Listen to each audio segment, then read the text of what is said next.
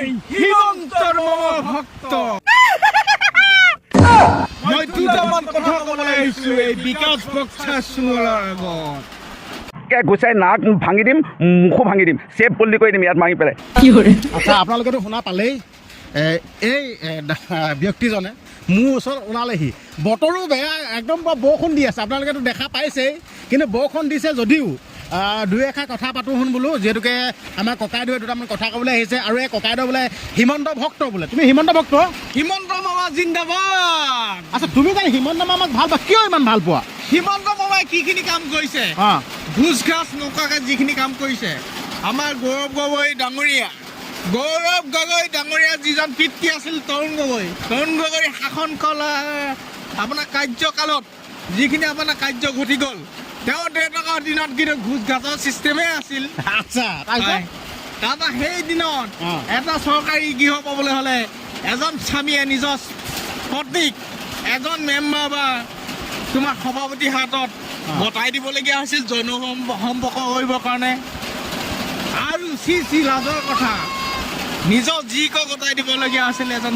আপোনাৰ সভাপতি বা মেম্বাৰ হাতত এনেকুৱা ঘটনা ঘটি গৈছিল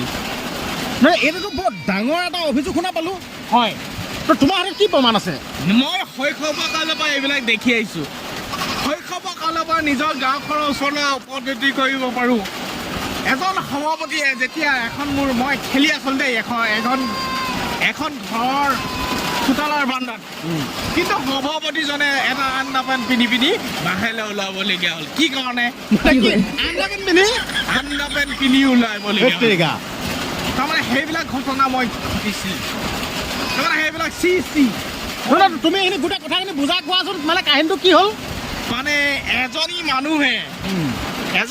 এনেকুৱা ছাত্ৰবোৰ আছিল তেওঁ মানে বেচা আছিল দেই আমাৰ ঘৰৰ ওচৰতে লাজ লগা কথা তেওঁ বেচাই সভাপতি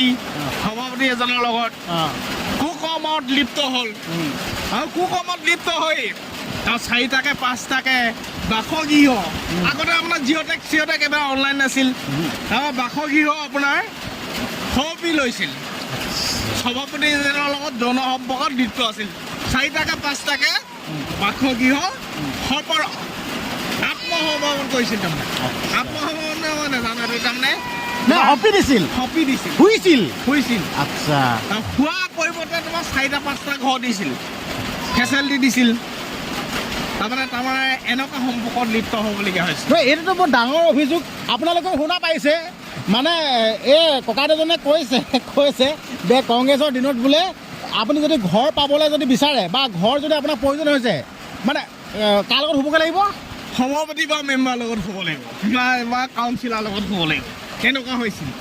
আৰু তোমাৰ যেতিয়া আপোনাৰ পৰিস্থিতি হৈছিল এজনী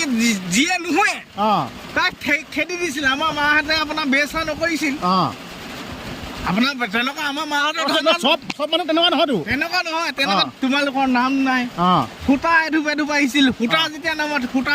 কংগ্ৰেছৰ সূতা আৰু ব্লেংকেট কম্বল দিছিল আৰু আঁঠুৱা দিছিল তেতিয়া তোমাৰ মাহঁত গৈছিল তেতিয়া কৈছিল যে তোমালোকৰ নাম নাই আচ্ছা সভাপতি মেম্বাৰবিলাকে খেদি পঠিয়াইছিল আচ্ছা যিবিলাকৰ আপোনাৰ সভাপতি মেম্বাৰৰ লগত যৌন সম্পৰ্ক কৰিছিল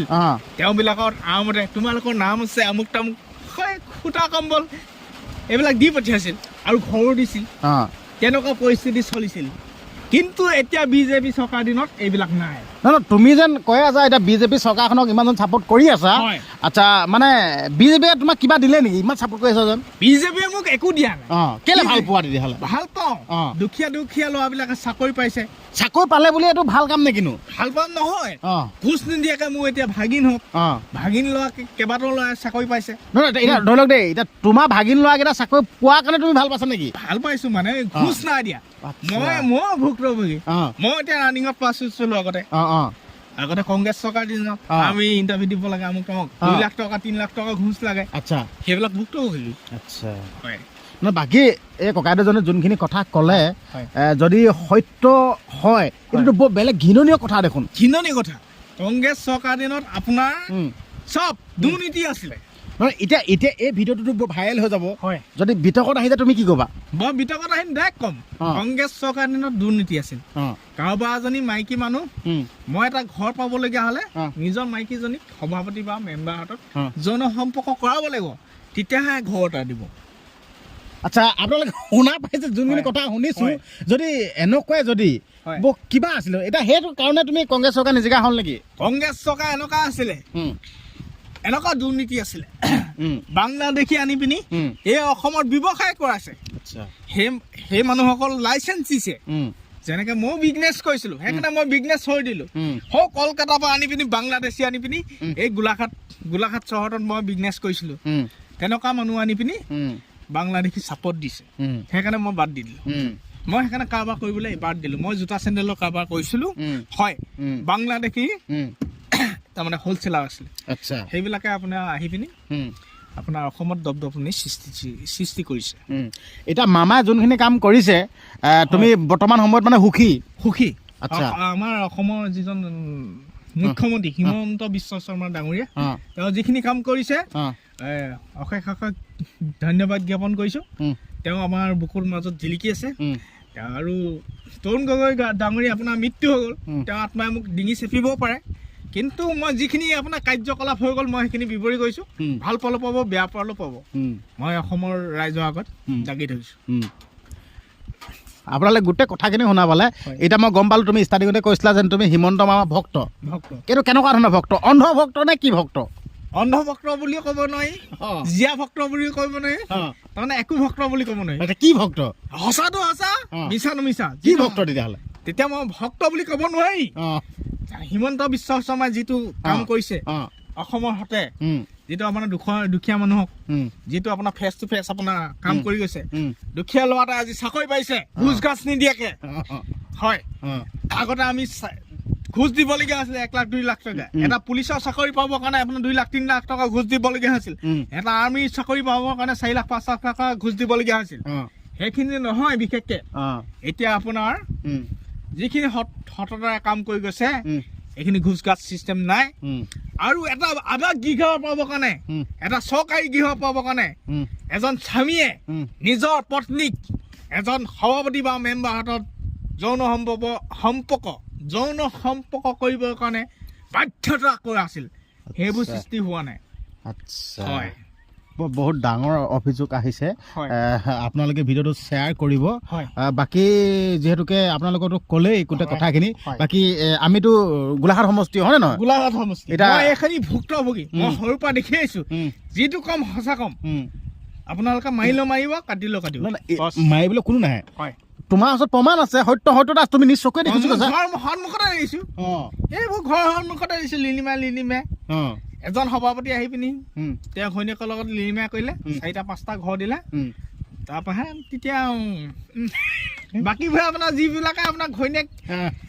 মতাটোৱে ঘৈণীয়েকক এই সভাপতিৰ লগত শুবলৈ নপঠিয়াই তেওঁ ঘৰ নাপায় তেনেকুৱা আছিল বাকী আহি গোটেই কথাখিনি গম পালোঁ হয় অজনা বাইদেউ জিকিবনে নে কংগ্ৰেছৰ বিতুপন শইকীয়া জিকিব এইবাৰ মই কাৰো লগত পক্ষে গাবলৈ ধৰা নাই তুমি যিখিনি আপোনাৰ ঘটি গ'ল আমাৰ কাকো বেয়া বুলি কোৱা নাই কোন জিকিব সেইটো সুধিছোঁ আমাৰ এইবাৰ অজন্তা নে ডাঙৰীয়া জিকিব আকৌ ধৰণ কৈ আছে বিতুপন শইকীয়া জিকিব বুলি নাই নিজিকে বিতুপন শইকীয়া কেলে নিজিকে কি বিতুপন শইকীয়াও বেয়া বুলি নকওঁ আমাৰ অজন্তা নাগ ডাঙৰীয়াই আমাৰ অসমৰ মুখ্যমন্ত্ৰী হিমন্ত বিশ্ব শৰ্মা ডাঙৰীয়া যিখিনি আপোনাৰ নিবনুৱা মহিলাক আপোনাৰ বিধৱা হওক দুখীয়া হওক আপোনাৰ নিজলা হওক তেওঁলোকক আপোনাৰ কি বুলি কয় 9,000 টকাকৈ যি অৰুণোদয় বিতৰণ কৰিলে তাৰ বাবে অশেষ ধন্যবাদ কৰিছোঁ আৰু যি এজন মহিলাক আত্মসহায়ক গোটৰ মহিলাকক নিবনুৱা 10,000 এই কিবা সংস্থাপকৰ নাই 10,000 টকা অনুদান কৰিলে তাৰ বাবে অশেষ ধন্যবাদ জ্ঞাপন কৰিছোঁ আৰু আমাৰ অসমৰ বুলি ক'ব নোৱাৰি আমাৰ ভাৰতৰ প্ৰধানমন্ত্ৰী নৰেন্দ্ৰ মোদী ডাঙৰীয়াই যি আপোনাৰ কৃষকৰ বাবে 2,000 টকাকৈ অনুদান দিছে তালৈ ধন্যবাদ জ্ঞাপন কৰিলোঁ আৰু ভৱিষ্যত যাতে আমাৰ নিবনুৱা যুৱক যুৱতীসকলৰ বাবে যিখিনি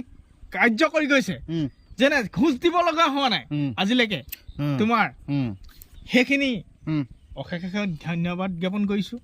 আৰু অনাগত দিনত বিজেপি চৰকাৰে ভাল ভাল কাম কৰিব বুলি তাকে আশা কৰিছোঁ। না বাকী এতিয়া তুমি এতিয়া আঁচনি বিক্ৰী কৰিছা নেকি? আঁচনিত মই বিক্ৰী কৰা নাই যোৱা যিখিনি